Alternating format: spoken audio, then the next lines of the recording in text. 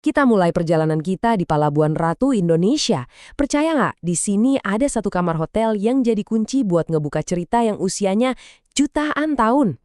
Yap, kamar 308 di Ina Samudra Beach Hotel ini bukan kamar biasa. Kamar ini semacam portal petunjuk ke sebuah legenda yang luar biasa kuat yang terikat erat sama kekuatan alam di sini. Nah, kita mulai dari legendanya dulu ya.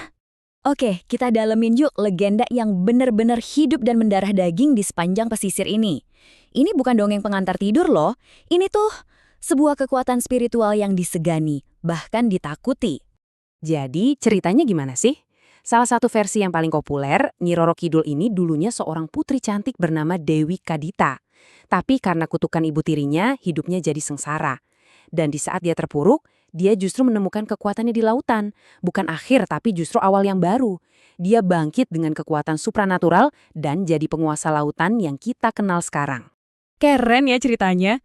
Tapi ini lebih dari sekedar cerita loh. Legenda Nyi Roro Kidul ini bener-bener nyatu sama daratannya, sama budayanya. Pengaruhnya tuh bisa kita lihat dan rasain di mana-mana. Nah, ini yang menarik. Kepercayaan ini beneran ngaruh ke kehidupan sehari-hari masyarakat di sini. Contohnya, ada upacara khusus di pantai kayak larung sesaji. Terus, ada larangan yang kelihatannya simpel tapi kuat banget. Jangan pakai baju hijau di sini. Konon bisa ngundang bahaya dari sang ratu. Jadi intinya apa?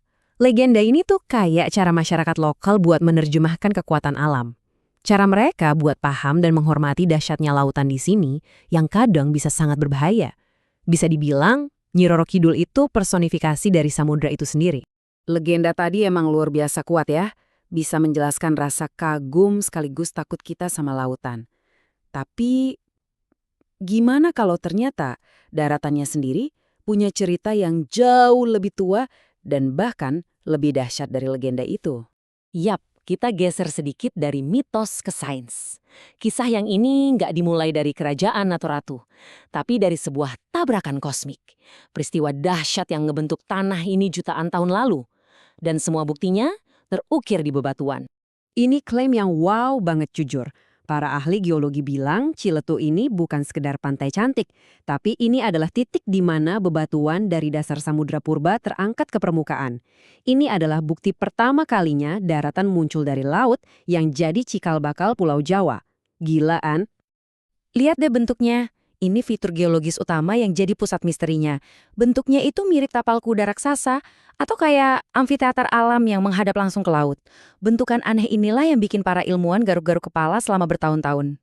Pertanyaannya kan, kekuatan apa coba yang bisa mengukir bentang alam segede dan seunik ini? Nah, ternyata jawabannya bukan dari dalam bumi, tapi dari luar angkasa. 13 kilometer. Angka ini maksudnya apa? Ini adalah perkiraan lebar kawah hasil tumbukan meteorit raksasa jutaan tahun lalu. Bayangin, sebuah luka kosmik selebar itu di permukaan bumi. Dan buktinya kuat banget loh.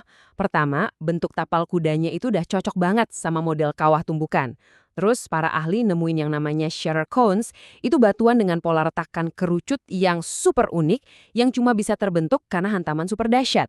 Ditambah lagi ada bukti mikroskopis di kristal kuarsanya. Semua petunjuk ini mengarah ke satu hal.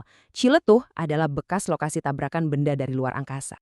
Oke, setelah panggung super megah ini disiapin sama peristiwa kosmik, akhirnya manusia datang. Sekarang kita lompat dari skala waktu jutaan tahun ke skala manusia. Gimana ceritanya tempat sekeren ini dapat namanya?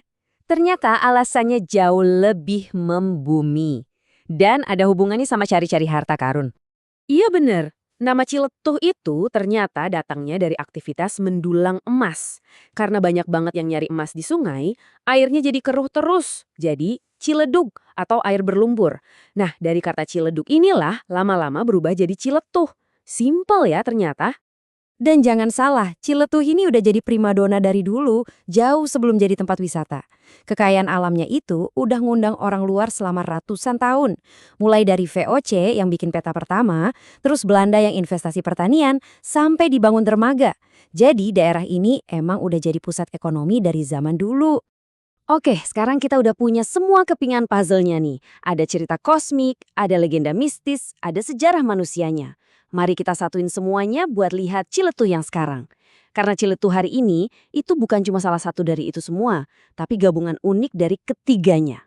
Nah, saking lengkapnya keanekaragaman alam di sini, sampai dibikinin akronim keren, GURILAPS. Gunung, rimba, lembah, laut, pulau, pantai, dan sungai. Komplit banget. Perpaduan inilah yang bikin Ciletuh jadi super istimewa dan ya wajib banget dilindungi. Betul banget. Karena kombinasi langka inilah, ada kawah purba, mitos yang masih hidup kuat, plus keanekaragaman hayati yang luar biasa, akhirnya Ciletuh Palabuhan Ratu diakui dunia sebagai UNESCO Global Geopark.